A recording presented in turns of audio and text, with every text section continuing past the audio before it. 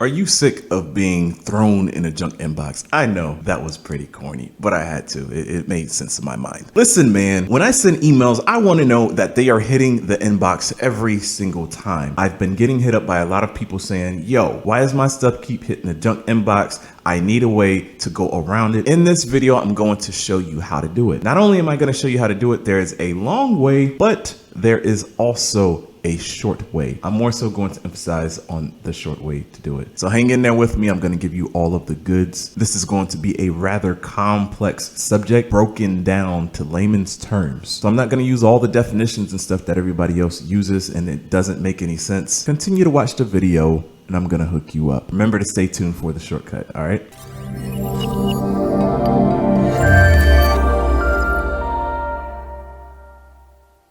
Hey man, it's Antonio X Carter, emancipationoccupation.com, helping you kick your 9-to-5 job to the curb, whether that is a full-time job or part-time job, using these methods of making money online. Now you're in luck today because I am also an affiliate marketing coach. I do all types of other stuff too. I actually have a business consulting where I help coaches and other businesses move their businesses from offline to online. But this video is not about that.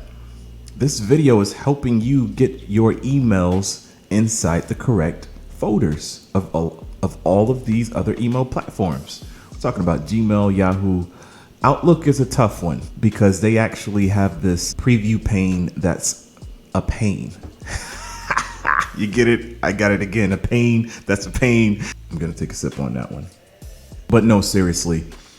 Especially with Gmail, a lot of people are reaching out to me asking me how they can actually get in the correct inbox. And there's a few things. There's a few ways to tackle this. I've collected thousands upon thousands of emails, and I send emails multiple times a day, every single day. And I feel like this is a subject that I'm fairly educated on. And so there are things that you can do, and there are other things that are elements that you just simply cannot help. So if this is something that you like, if this is the type of content and my personality is good enough for you to withstand to watch through the whole video, do me a favor and please hit that subscribe button, hit the thumbs up button, and drop me some comments down below. Let me know if you have any questions. And as I said, I am an affiliate marketing coach, but I learned everything from a particular individual named Spencer Meekum, who easily clears $1 million every single year or more. And I use a lot of the same techniques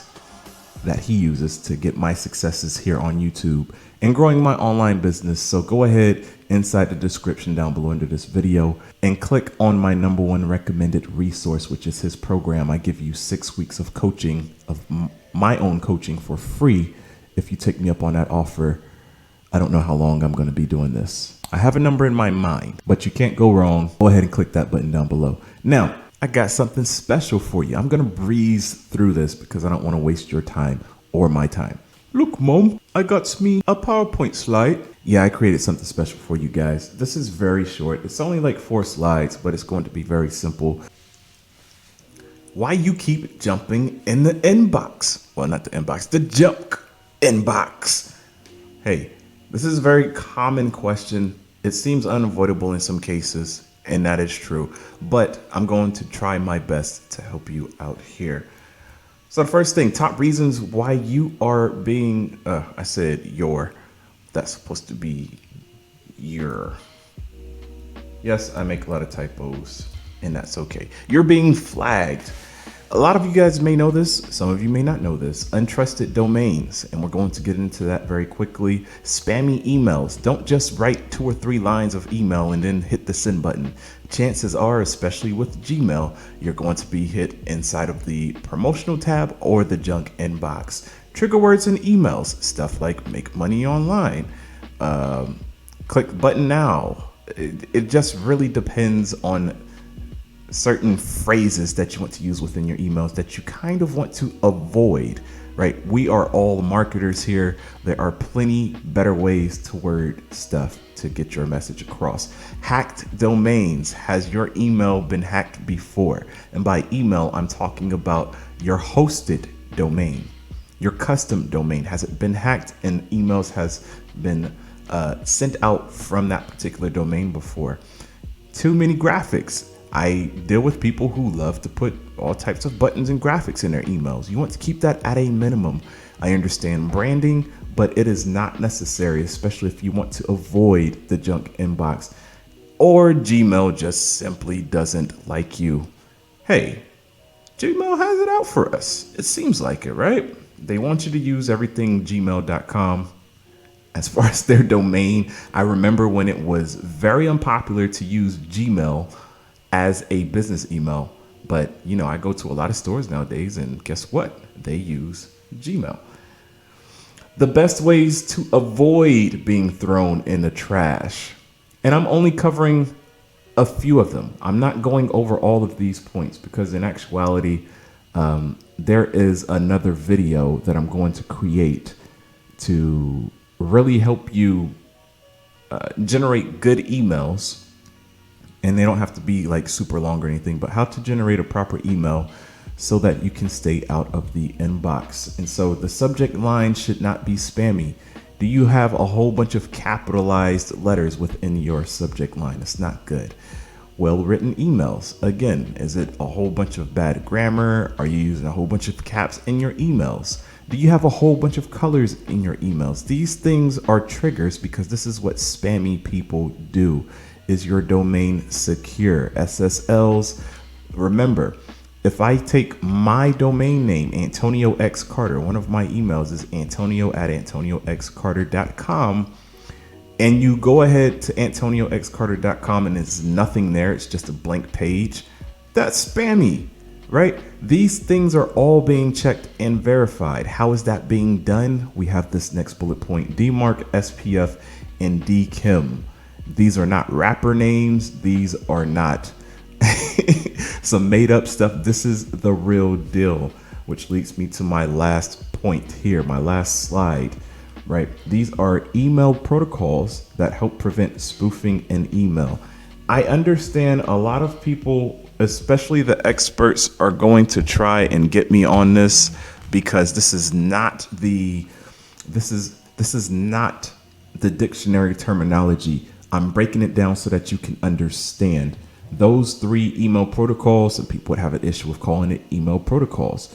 Listen, in order for you to understand this stuff, anybody who watches my videos is going to know I'm going to break it down like a first grader so that we can all understand what the heck this stuff is talking about.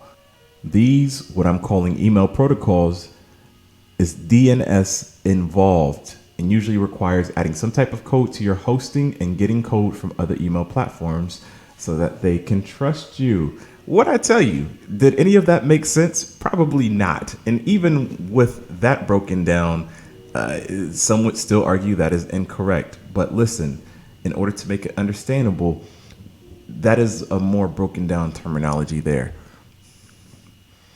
And all we are saying is that your domain names, your custom domain names, if you're sending email out from these places, have to be hosted on a platform like HostGator. You have GoDaddy.com. You have Namecheap, SiteGround. You have all of these places that have what I call filing cabinets. And these filing cabinets host your domain. And not just your domain, everybody else's domains. These domain names are then hosted on what's called a server. And if somebody opens your bad email up on a Gmail or a Yahoo or a Hotmail.com, now you have put that company at risk. And so now those companies, these email companies or platforms, are trying to do their best to keep your bad self-hosted domains from messing up their multi-million, billion-dollar companies in business, right? And so now these hosting companies have something called DNS records and crypto keys, which is like a handshake to verify that these hosting companies are verified and authenticated.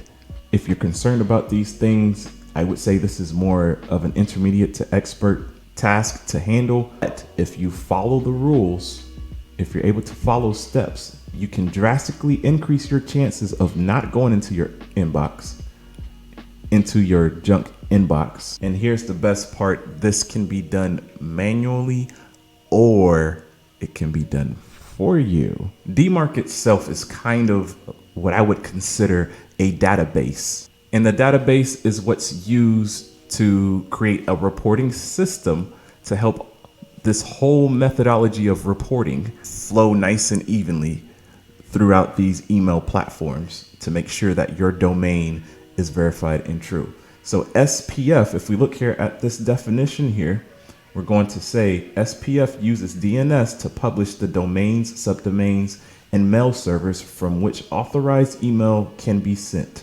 And then it goes on to say DKIM uses DNS to advertise the public keys that can be used to authenticate email messages as having legitimately originated from the domain. What? Listen, all that this is saying is SPF is making sure that the hosting is legitimate and that the emails coming from those hosting platforms is coming from the original sender, the real sender, not anything fake. And the way to verify that is with DKIM or DKIM. If I'm pronouncing that wrong, I apologize. Blast me inside of my comments telling me I pronounced it wrong. All DKIM does is it acts as a handshake or a key to a door. If your email domain does not have the proper key to access the door, it will not get access. The hosting from which your domain comes from is being authenticated or verified. And then after all of this goes on, a report is given and generated and sent to another spot of your desired choice, really, saying, hey, this is legitimate or this is being rejected. If you are okay with this, you have drastically increased your chances of hitting the inboxes that you are trying to mail to. You can take this route. This is done by going to your hosting providers and going into the DNS records and creating these text files. Now, I'm not going to show you how to do that specifically. There's plenty of other videos on YouTube to show you how to do that for your specific hosting service. If you want me to create a video on specific ones, go ahead and drop that in the comments below. But I'm here to make it easy for you because there is a specific service where you can skip all of that. And this particular service has most of what I am talking about. ActiveCampaign, baby. I love ActiveCampaign. As you can see, and this is my favorite autoresponder because it does everything that I need it to do plus more. They have phenomenal customer service and they also have an extremely high deliverability rate. I believe they boast and have I believe it's like 97%. But after going through this video, now you can understand why. Because as explained below, ActiveCampaign already authenticate all its traffic with SPF and DKIM. What? ActiveCampaign already does this with their own traffic. So you don't need to go and do all of that stuff on your hosting and, you know, authenticating it yourself. Now, you are still welcome to do so to add that extra layer. However, you do not need to. And then you can go to ActiveCampaign. They go more in depth. You can actually remove that via header, as you see in this picture, for branding if you want to, if you're interested in that. But this really breaks it down. Do you need to do this with ActiveCampaign? The answer is no. And this is part of why I absolutely love ActiveCampaign. So for those of you with MailChimp, for those of you with GetResponse, ConvertKit, I wouldn't be surprised if ConvertKit actually does this as well, but I'm not too sure. I do know a lot of these other autoresponders do not provide the same service as ActiveCampaign.